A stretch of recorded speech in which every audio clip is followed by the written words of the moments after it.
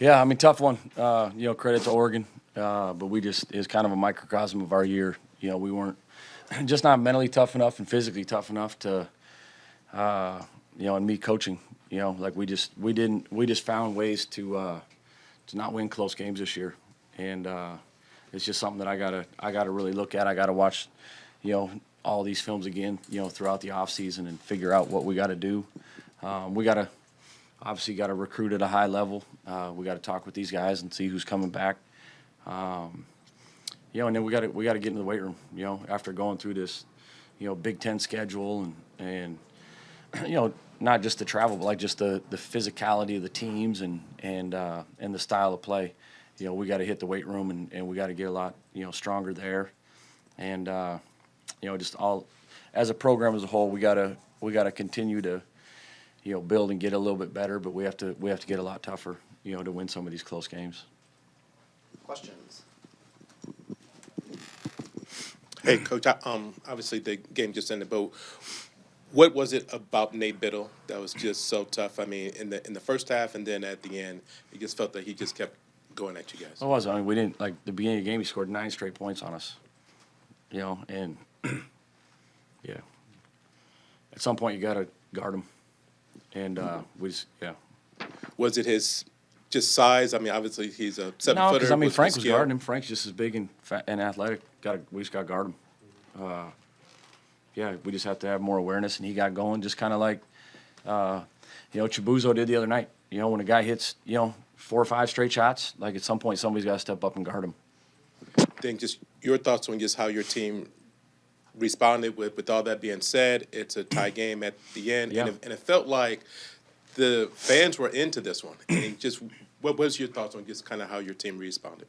Yeah, I was proud of them because like there was a couple times where like they were making runs and or they'd hit a dagger 3, and then we'd somehow bounce back and tie it up, and then obviously the missed free throws at the end and then getting the chance to to win it. I just wanted to get it to our best player, who's been our best player all year, and put pressure on the rim with the drive and and hopefully get a foul call, or he had just driven and gotten a layup the possession before, so just wanted to.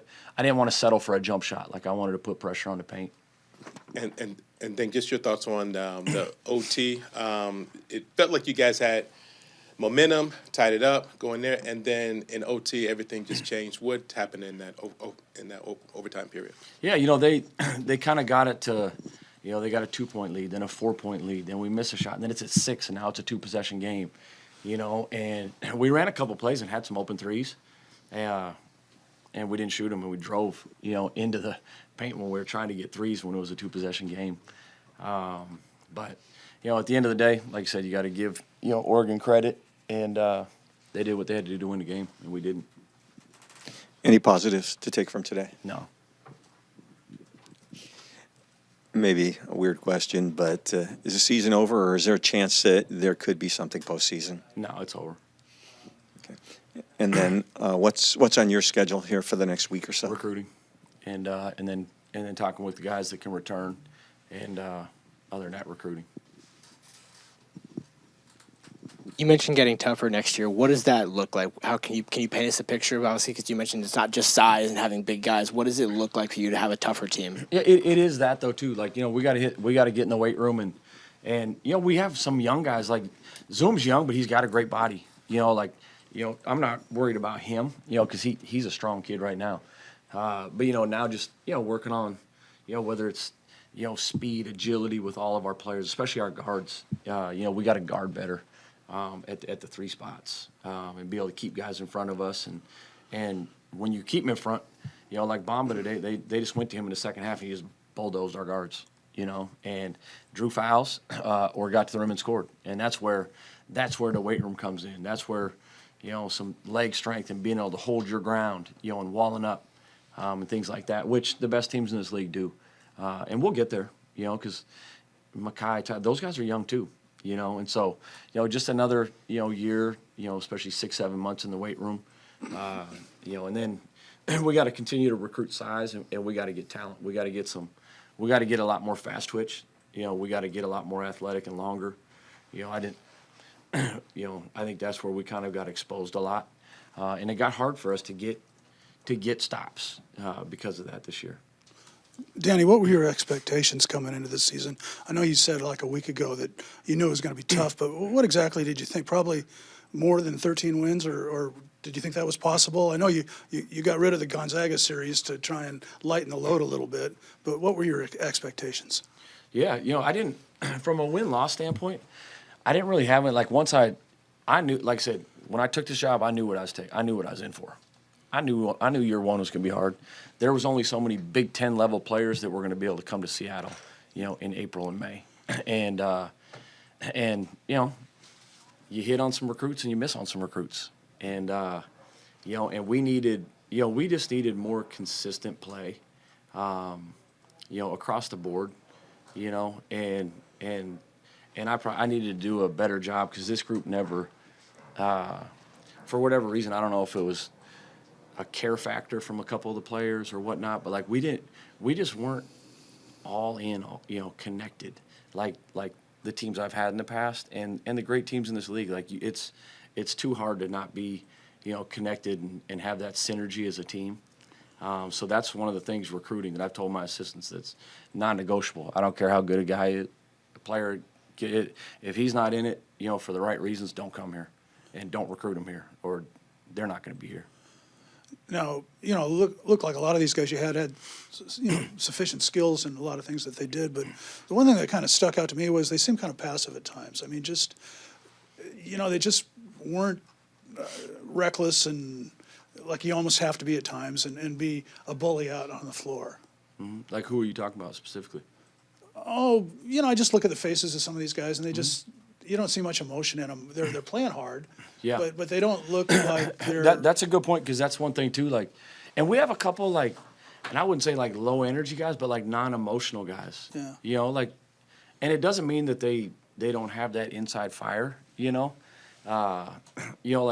Makai competes. But you never really see it on his face. Even Tyler, like Zoom and Great, you see it. Like they show it. Like those guys, they're into it. And everybody's kind of different with that.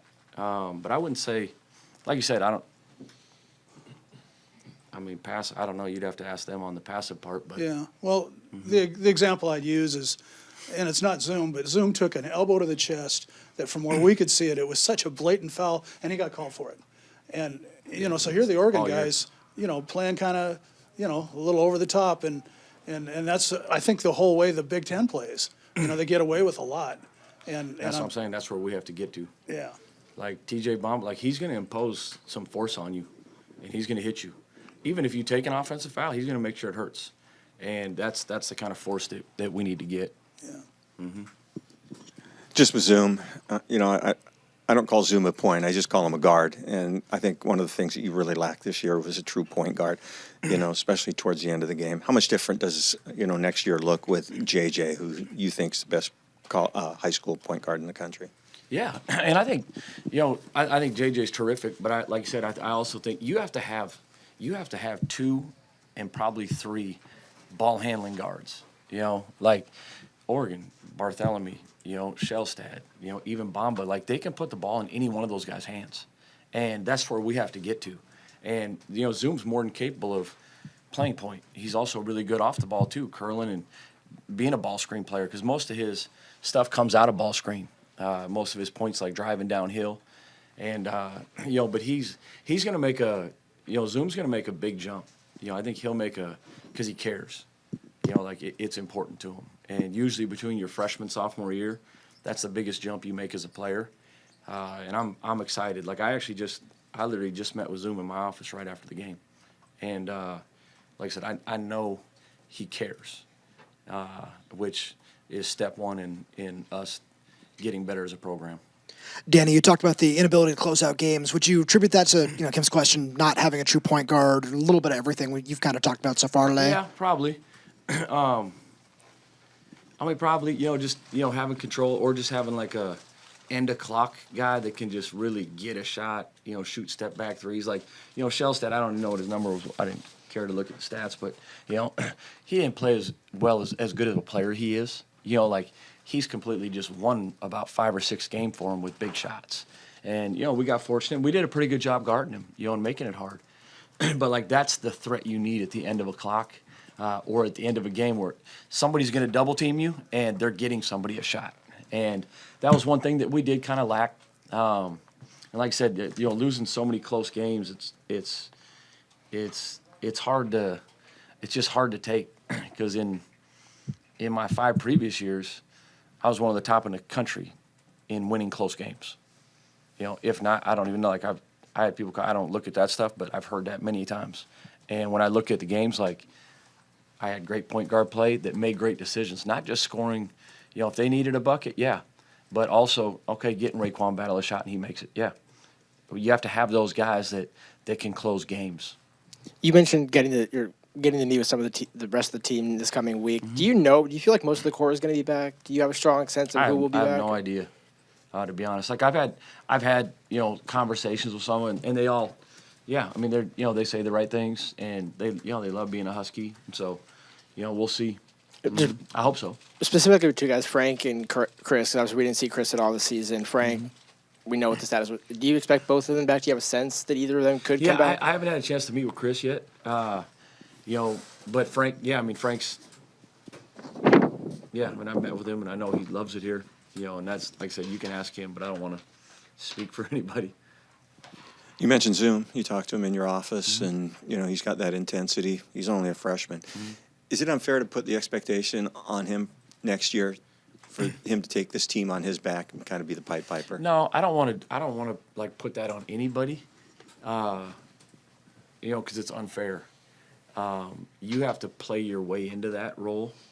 Do I think he is more than capable of doing that? No question. But when you look at all the great teams, you look at Michigan State, they won the championship. Who would you say who did they put their program on the back this year? You don't know? I don't know either, because they got like 8, 9 really, really good players. Last year, even as great as Zach Edey was, and trust me, I played against them, they had 6 or 7 other great players. And, Michigan, as good as Danny Wolf is, Vlad Golden's just as good. Trey Donaldson, like, they're really good. You have to have 7, 8 great players. And, for me to put it on anybody's back, would be unfair, because we have to put it on a lot of guys' backs. Mm-hmm. Hey, just after a game like this, a season like this, if you could take us inside the locker room, just what is it that you tell the players? What is the last words, or just as everybody sort of scatters off and do their own thing?